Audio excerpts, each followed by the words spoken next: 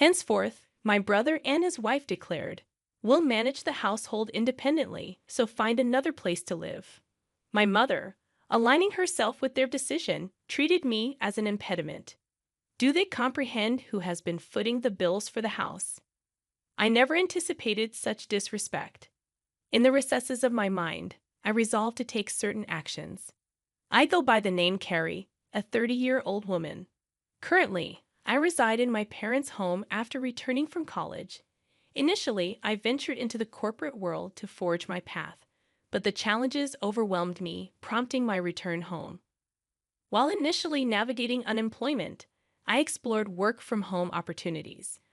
Armed with a scientific background, I embarked on a freelance engineering career. Commencing with modest projects, the income was meager, yet the experience of working independently was profoundly meaningful. In stark contrast to conventional employment, I could generate ample income without excessive social interaction. As my confidence grew, so did my workload and earnings. Within a year, my income rivaled that of a regular corporate employee. However, the predicament lay in my parents' understanding, especially my mother's reluctance to embrace my work-from-home lifestyle. My father grasped my explanation, but my mother, rooted in traditional beliefs, harbored apprehensions about what she couldn't fathom. Despite my earnest attempts to elucidate, my mother persisted with questions like, "How long do you plan on staying home?" and insinuations about the legitimacy of my online work. Despite presenting evidence of client emails and salary statements, my mother remained unconvinced. She suspected it to be some shady business or involvement in a dubious religion, despite the consistent payments and the legitimacy of my job. Despite my detailed explanations, my mother remained steadfast in her skepticism. She continually expressed concerns about the possibility of relying on unemployment benefits, emphasizing their impermanence. Although I had contemplated living independently, my savings were not yet sufficient. Around that time, my father's health took a toll, with deteriorating legs and back, necessitating nursing care. Facing an early retirement and sudden income loss, my father assured me that his pension would suffice. However, acknowledging my mother's spending habits, I questioned his ability to manage. His face wore the fatigue of anxiety about the uncertain future. My father had supported me through college and even when I returned home due to mental health challenges. The idea of leaving him alone and continuing to live independently troubled me. My mother, too, grappled with confusion over my father's sudden condition. Contemplating the situation, I felt a sense of responsibility and a desire to give back. Reassuring my father, I pledged to support the family from that point onward. He expressed surprise, doubting my income's adequacy, but I confidently showed him my stable financial situation. Grasping the reality, my father, who had always understood my circumstances, was taken aback by my newfound stability. Encouraged by his understanding, I offered to help with household expenses, medical bills, and other financial obligations. Each month, I transferred a certain amount to my father's bank account, shouldering a significant part of the financial burden. As my mother had been using my father's credit card, I created a new main card and provided her with a supplementary card. My father, mindful of saving money, urged my mother to follow suit. In response, my mother questioned whether I should be asked to leave the house. I pointed out my financial contributions and emphasized that it would be more challenging without my support. Skeptical, my mother remained unconvinced and suspicious of my assistance. It took my father's persuasion to finally gain her agreement, allowing me to continue living with them. Continuing my work and household responsibilities, I found my mother increasingly taking my assistance for granted. Her strictness intensified, with constant remarks about the speed of my chores. "Can't you finish your chores faster?" she would complain. I explained the challenge of multitasking while working, but she dismissed my concerns. The strain on my relationship with her became apparent, and it seemed irreparable. In contrast, my father, understanding my efforts, provided much-needed support. Despite this strained dynamic, we persevered in this manner for a year. After a year, my father's health took a sudden downturn. requiring hospitalization. Visiting him daily, I shared moments of concern and reassurance. Aware of the strain on me, my father expressed gratitude, acknowledging the difficulties in my relationship with my mother. As my father grappled with health issues, the already strained relationship between my mother and me deteriorated further. Despite feeling suffocated at times, I remained committed to supporting my family. Recollections of my mother's past efforts, especially during my student days, kept me steadfast in this commitment. However, a significant shift occurred when my mother welcomed my brother Kevin and his wife Mary. Their unexpected arrival brought an abrupt change to my living situation. My brother explained their decision, stating they would be living in the house from now on to ease the burden on me. I was taken aback, and my mother seemed to avoid eye contact. While my brother and his wife claimed their intention was to support me, a hidden meaning lingered in their words. My mother, expressing gratitude, subtly hinted at my need to contribute more to the household.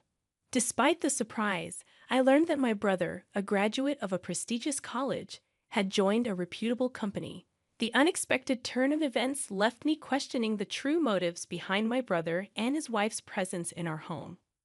Certainly, he must have been earning a substantial salary, but I too was diligently pursuing my own endeavors. I wondered if they could manage without my contributions. Transitioning into a new life at home with my brother and his wife proved to be more demanding than anticipated. "Wake up, Perry, make breakfast," my brother's wife hollered, banging on my door. Fully awake and already engrossed in my work as a morning person, I explained that I was already up and working. Despite my work commitments, they insisted that I prepare breakfast. "Get on with it and get breakfast ready," she demanded. I reluctantly forced myself to assist, considering our family's usual morning freedom. Typically, we enjoyed meals at our own pace, especially when my mother and brother's wife were present. I presumed it was customary for the wife to prepare breakfast for her husband. However, my sister-in-law insisted on cooperation, and I reluctantly joined them in the kitchen. Despite my efforts, their dissatisfaction was evident. "Is this what you prepared for breakfast?" "This isn't enough," they complained. I had meticulously crafted a breakfast plate featuring soft scrambled eggs, a refreshing lettuce salad, fresh buttered toast, and a succulent sausage, thinking it would be well received. However, it seemed I had missed something. "You don't have to eat it," I retorted. But their surprise was palpable. Their reaction turned confrontational, questioning my attitude and who I thought I was. My brother, often condescending, mocked me, likely influenced by our mother. Despite explaining my work commitments, they dismissed it. "What kind of work is that? Are you crazy?" they exclaimed. Frustrated by their lack of understanding and the impact on my work, I packed my laptop, ignored their protests, and left the house. As I departed, my brother's voice echoed in the background, demanding to know where I was going.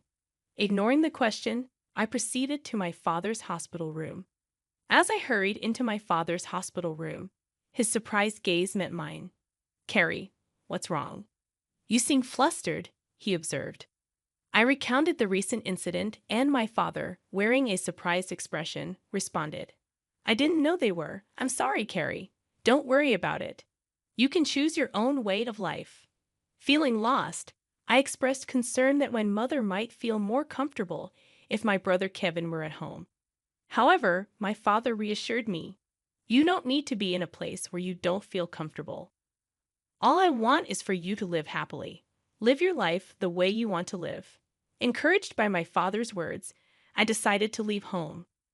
Upon returning that evening, I encountered a tense scene resembling a movie. The serious faces of my mother, brother, and sister-in-law greeted me. My brother accused me of not being at work, forcing him to take the day off.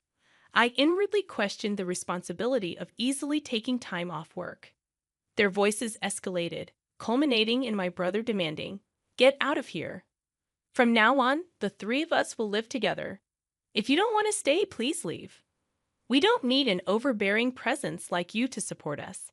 It was a shocking statement, and I replied in surprise, "Why?" Ignoring my protests, my brother and his wife insisted on my departure. declaring that I was no longer needed in the absence of our father. My mother, aligning with their sentiments, regarded me as a hindrance. The frustration intensified as they dismissed my involvement in the family's finances and prioritized their own concerns. Enraged by their insensitivity, I devised a plan.